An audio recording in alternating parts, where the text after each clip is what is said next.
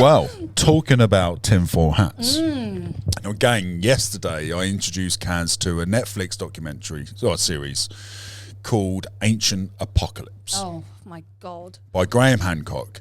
It's a masterpiece. You have to watch it. If you're interested in the origins of humans, if you're interested in history, archaeology, if you're interested in space, astronomy, it's all connected. It's everything, isn't it? He paints an amazing theory of the last Younger Dryas. Now, the Younger Dryas is a term given for an apocalyptic moment in history. It happened 12,500 years ago, and he's basically trying to find out where all the civilizations went, because our earliest documentation of civilization, of writing and scriptures and books and paintings and that type of stuff, don't go past 12,500 years.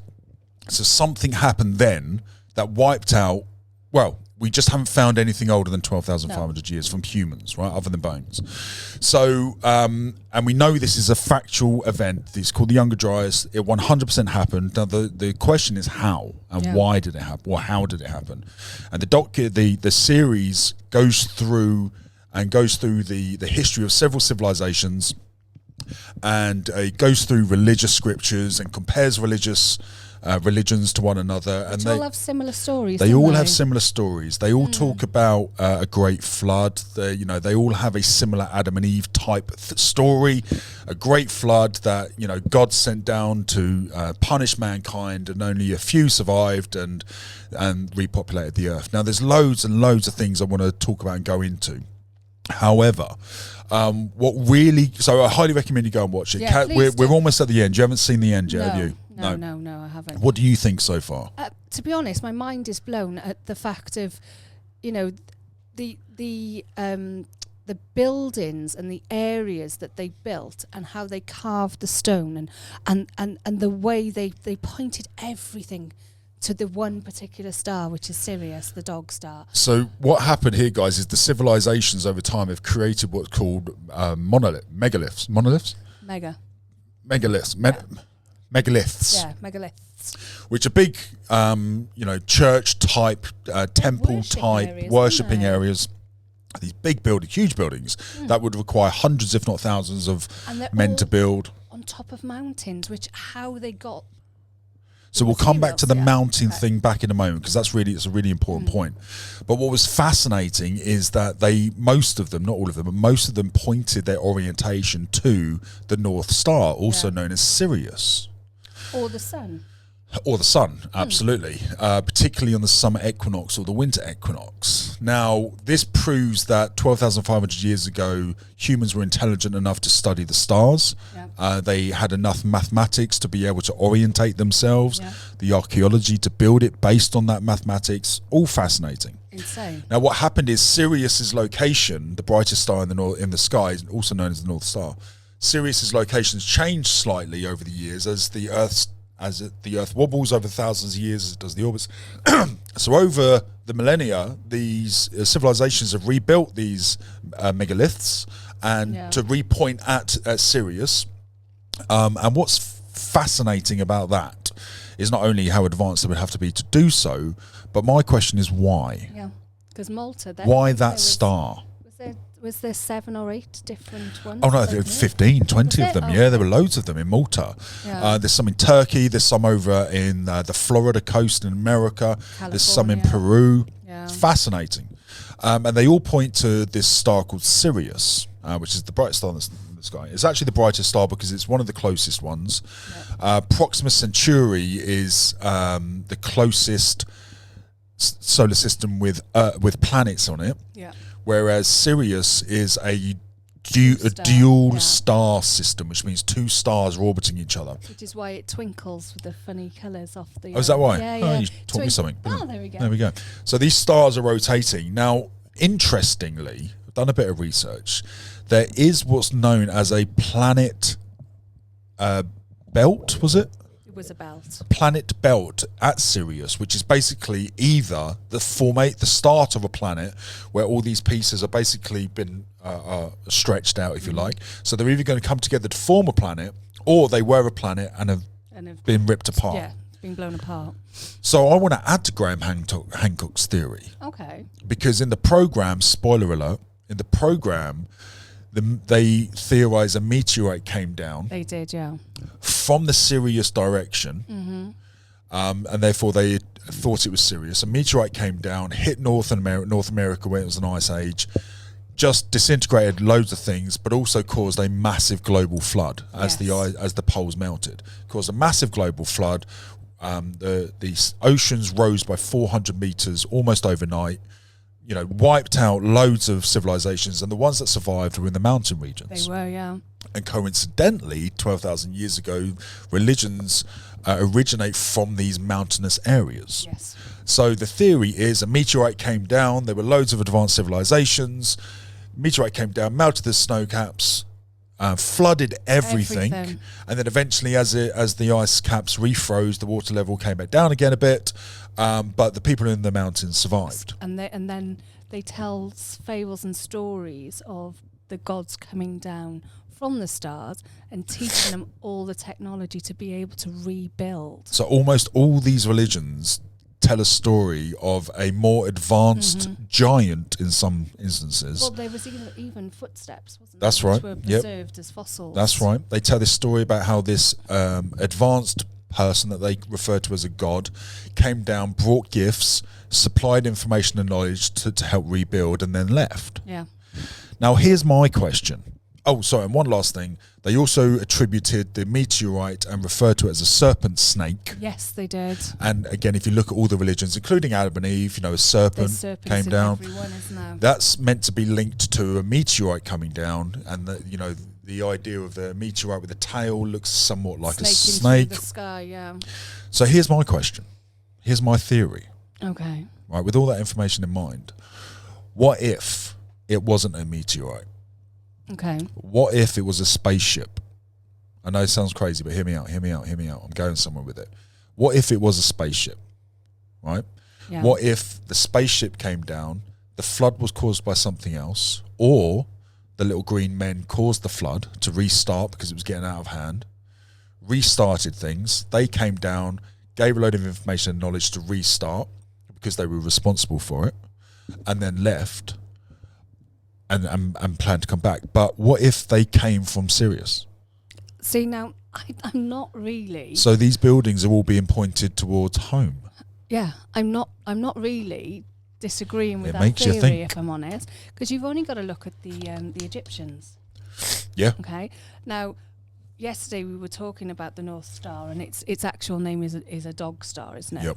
And if you look at the Egyptians and all their symbols, they have Dogs and gods, cats and but they have gods with dog heads and human bodies, painted everywhere. Yeah. Carved. There's a connection everywhere. there as well. There's a connection there as well. So I don't think that it's a non-possibility that may have happened. Well, it's just that all these religious scriptures talk about a god came down to give them knowledge. Yeah. And usually they would come by sea, apparently. Yep. But that could have been changed with fables and stories over time, and it could have been maybe they landed on sea and I don't know. It's just I'm struggling to understand why they've invested so much time, resource, energy and human lives into pointing these mega structures to that one star. And I refuse to believe it was because of it being the brightest. That can't be the only reason. It can't be the only reason, otherwise we would point them all to the sun. Well, no, it would have meant that if that was the case, every home would have been built pointing to get the light in. If it was only a light issue, indeed, yeah, every home would still be built that way. Absolutely. So it can't be that.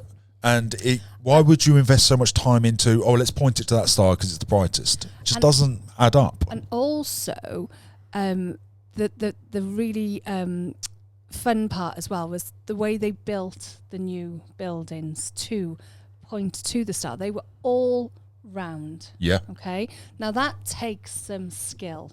It takes some advanced knowledge. Skill to get the angles right and do all the rest of it, because we just live in square boxes. Yeah. And that's just because that's the easiest way to make them, right? Yeah, if you were looking for structurally sound, strongest buildings, they're round. Yeah. They're circular. So, and most of them were built in this circular fashion, which is just mind-blowingly fascinating to me. But when you take into account that there's multiple religions from all areas of the world that report from an advanced giant bringing gifts and knowledge, and there was a global flood, and all these buildings point towards the one of the closest stars, and there was a meteorite that came down. Now, my question is this: does a meteorite look like a snake? No. But does the fumes from an engine trying to land, now does that all of a sudden look like a snake? It's a possibility. It's a possibility. So, guys, if you know Graham Hancock, tag him in it. Let me know if he's interested in my crazy theory. But fascinating program. And he's dedicated his life to it. Yeah, he's been doing it for 50 years. Yeah, you know, and the man has taken the criticism and he's gone, I'm still going with this. He's amazing. Amazing. He is amazing. And my mind was blown. It still is. And it's just the precision. It's the way, it's where would they have had the technology to be able to move, like, in, where was it? These stones weighed hundreds of tons. Yeah. And they travelled, well, Egypt, for example, they travelled them 1,000 miles from the quarry. How? You're not rolling a rock that size on wood. And if you are, it would have taken a lot longer than what they claimed it took. Exactly. Was it 16 years? So it wasn't a long period of time. They did it within a lifespan of a person. Now, I mean, one, how do you mine them? Because they're all cut to precision, like to a degree. Incredible. So how are they cutting these massive stones? 2, how do they get them there? 3, why? And why make them? Because the Great Pyramids are all aligned to Sirius. To the degree, to a 1 degree point. But in Turkey, and from there to Turkey, it was all in bedrock. Now, bedrock, if you try and hand carve something out of bedrock, the tools and knowledge you would need to get any, and when I say they're precision, these are cut and they're moved because they're nowhere near where they should be. Guys, there's a photo on screen now. This is taken from episode 6 or 7 from the documentary, from the series, Ancient Apocalypse. What you'll see on screen now is a real image of the underground network of rooms and pathways they built in Turkey to survive something. Now, it was either to hide from rebels, thieves, war, whatever it may be, or it was a bunker to survive the next apocalypse because they know what happened. And again, these are all in the mountains, so they survived.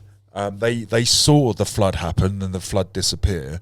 So maybe they were building something to protect themselves from it this time. It also had its own fresh water supply because quite a few did, didn't they? They kept digging, they found this huge freshwater spring reservoir. So they had their own water supply, and they were cut off from the world above because they had these huge stones that they would wheel in front of the cave to make it watertight. Why? Exactly. Why? There's no reason why that I can see other than they knew what was coming. They had the knowledge. They knew what was coming.